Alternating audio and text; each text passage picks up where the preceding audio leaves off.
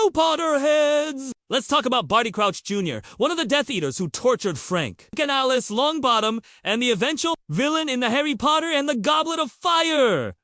Let's go! Barty Crouch Jr. was one of Lord Voldemort's most loyal Death Eaters, and his downfall came shortly after the Dark Lord's first defeat. He was arrested, along with the Lestrange couple, for a particularly heinous crime: the torture of Aurors, Frank and Alice Longbottom using the unforgivable curse.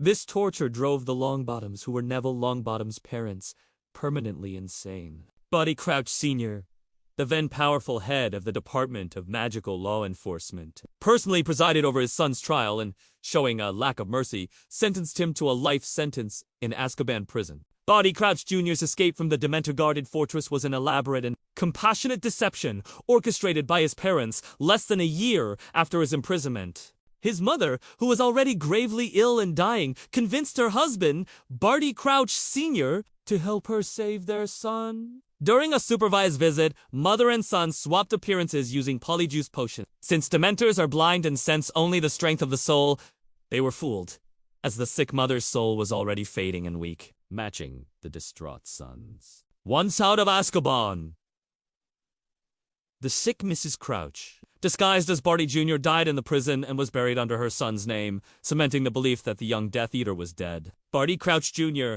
disguised as his mother, was then smuggled home by his father. However, Barty Crouch Sr. had no intention of letting his dark-willed son roam free, and kept him a virtual prisoner under the Imperius Curse and an invisibility cloak for years. Watched over only by the house elf Winky, the rigorous control Barty Crouch Sr. exerted eventually began to fail, particularly when the two attended the Quidditch World Cup, with Barty Jr. hidden under the invisibility cloak, briefly escaping the Imperius Curses. Controlled during the post-game rioting, the young Death Eater stole Harry Potter's wand and used it to conjure the dark mark in the sky, signaling his return and allegiance to his master, the Dark Lord. This incident alerted his father to the danger, but it was too late. Voldemort, having learned from a captured Bertha Jorkins that Barty Crouch Jr. was alive, located him and freed him from his father's control. Barty Jr. then assisted Voldemort and Peter Pettigrew in kidnapping the famous